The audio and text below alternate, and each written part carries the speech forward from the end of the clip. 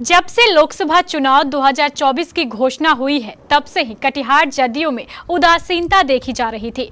अभी मतदान में मात्र 10 दिनों का ही वक्त बचा है, लेकिन पूरे जिले में जदयू कार्यकर्ताओं की कोई ऐसी गतिविधि नजर नहीं आ रही थी जिससे ऐसा लगता हो कि वह इस चुनाव को जीतने के लिए कटिबद्ध है।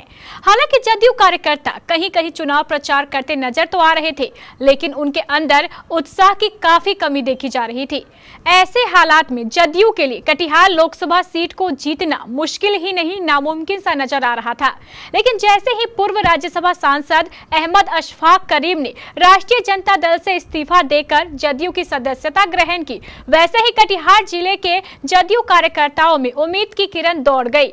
जदयू के सभी कार्यकर्ता बेसब्री से अहमद अशफाक करीम की कटिहार लौटने का इंतजार कर रहे थे। आज सुबह जैसे ही राजधानी एक्सप्रेस से अहमद अशफाक करीम कटिहार पहुंचे, बड़ी संख्या में जदयू कार्यकर्ता उनके स्वागत के लिए कटिहार स्टेशन पर पहुंच गए।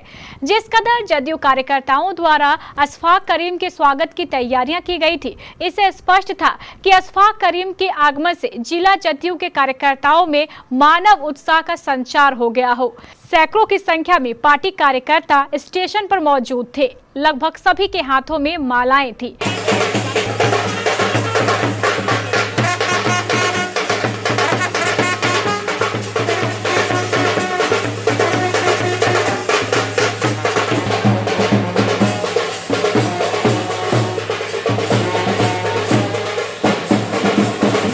जैसे ही अहमद अशफाक करीम राजधानी ट्रेन से स्टेशन पर उतरे, बाजे गाजे की धुन पर सभी कार्यकर्ता झूमने लगे।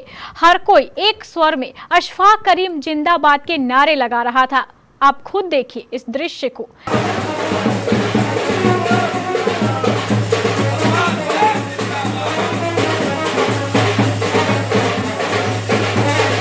किस कदर जदयू कार्यकर्ताओं में उत्साह और खुशी का संचार दिखाई पड़ रहा है।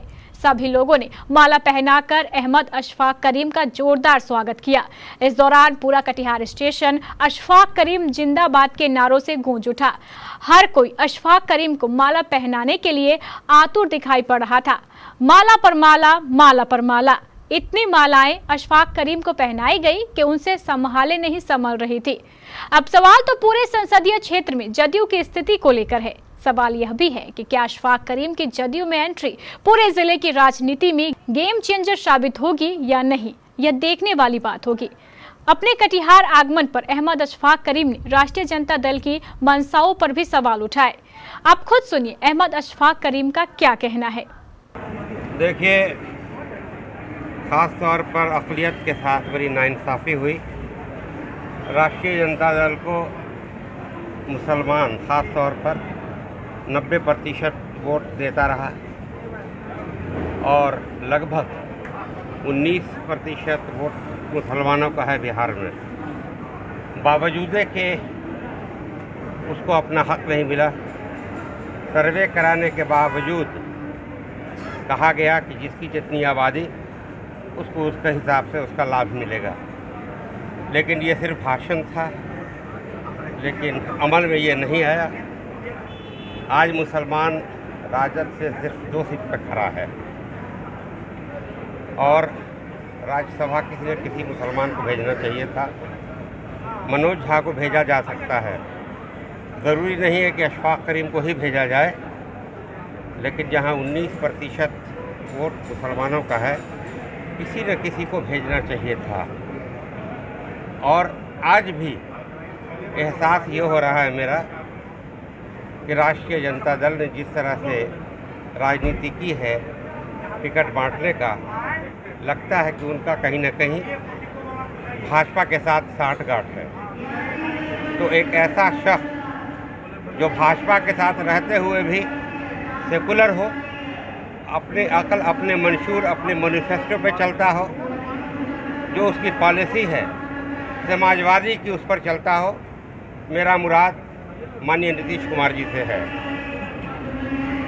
तो जो भाजपा में नहीं है वो भाजपा के इशारे पर काम कर रहा है, और जो भाजपा के साथ है वो मुसलमानों के हक की हिफाजत करता है।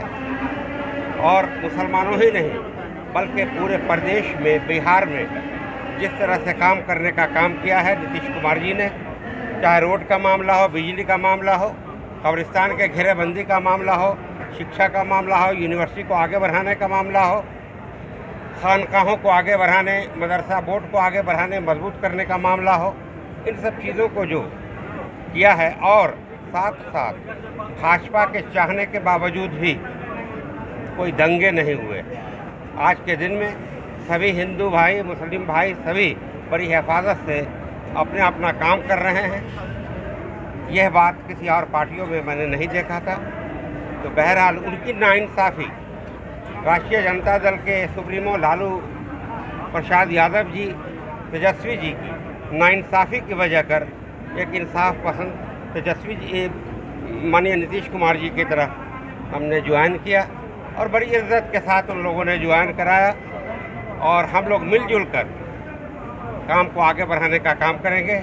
और मैं ही नहीं, देखना समरेंद्र जी जनरल सेक्रेटरी बिहार के प्रदेश के थे, राष्ट्रीय जनता दल के विनोद शाह जी जो प्रधान महासचिव थे जिला के, सभी, और मैं समझता हूं कि 90% राजद के जो लोग थे मेरे साथ, सभी ऑफिस बियरर्स और नेता वो राजद में से जदयू में आ गए। हम उनको बहुत ही धन्यवाद देते हैं और जनता से हम ये आपके द्वारा आग्रह करते हैं कि नीतीश कुमार जी को की पार्टी को, जदयू को मजबूत करें ताकि बिहार का काम और आगे बढ़ सके। धन्यवाद।